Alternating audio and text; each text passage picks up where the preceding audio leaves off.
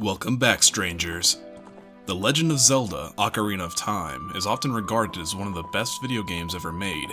However, it had a direct sequel that was much darker, much harder, and is often tossed to the side in comparison to its predecessor.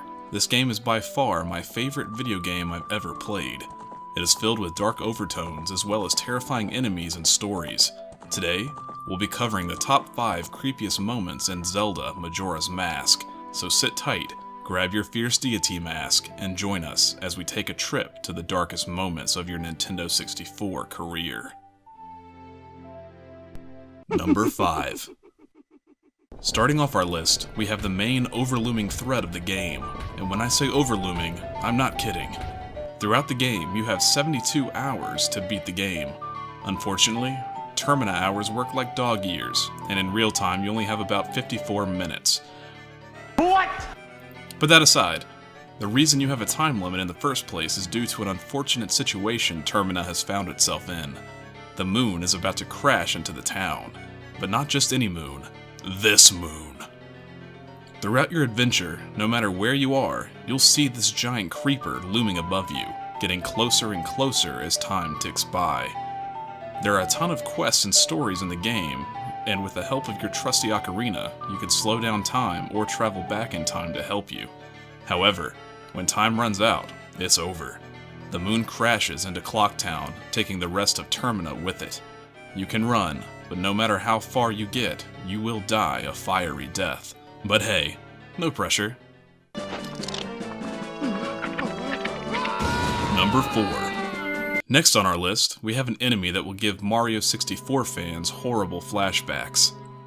Before the Water Temple phase of the game, you're tasked with recovering the eggs of a Zora who holds the secrets to accessing the temple.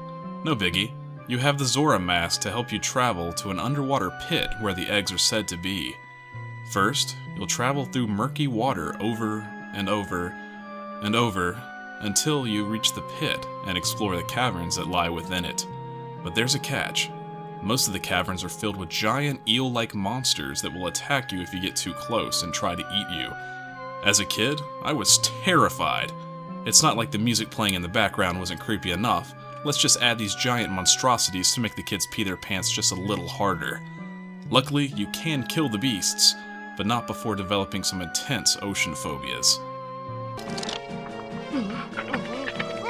Number 3. About halfway through the game, you'll be able to access Romani Ranch with the help of a powder keg. The ranch is beautiful, calming, and it's where you reunite with your trusty steed, Epona. It's a fun time, but as most players know, nothing is as innocent as it seems in the Zelda universe. If you approach Romani, she'll ask you to engage in target practice to help her defend the ranch from, wait for it, aliens. That's right. The ranch is plagued by aliens that come to the farm and abduct their cows. It's your job to show up and protect the barn from the numerous aliens. If you do, you'll be rewarded. If not, well...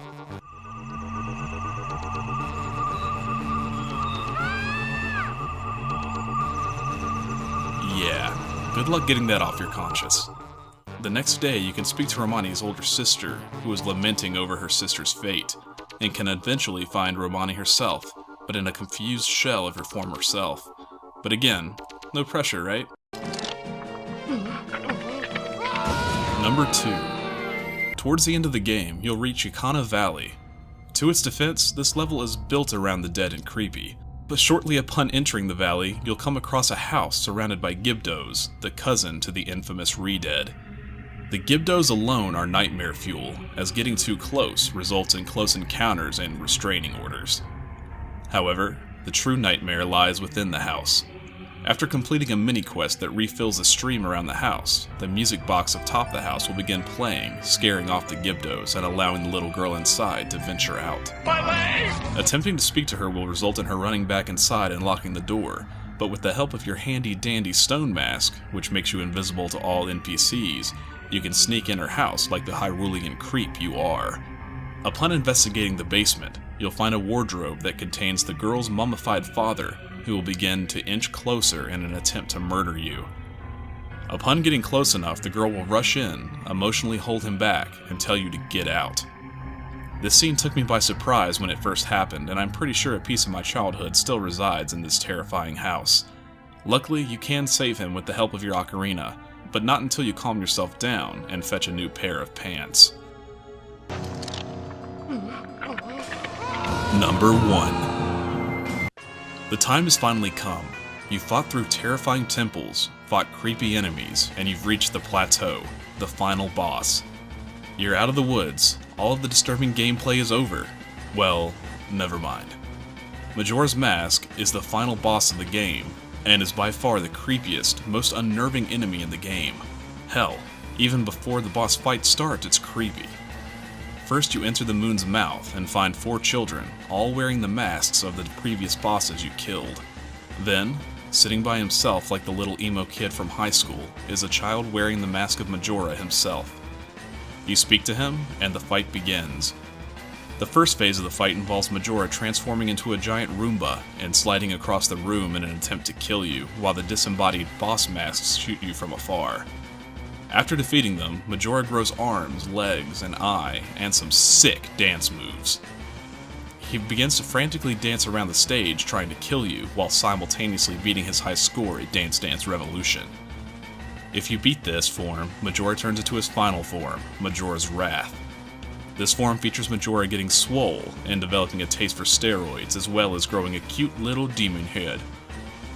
He is completely sporadic and begins to grab and attack you with his tentacles that would make a Japanese hentai blush.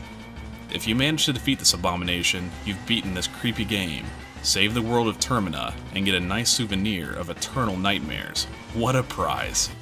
That's our list. Did you enjoy our creepy entries? Which moment disturbed you the most as a kid? Let us know in the comments below. Also, be sure to like, comment, and subscribe.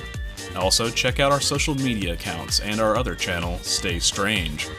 We appreciate your continued support, and as always, stay strange.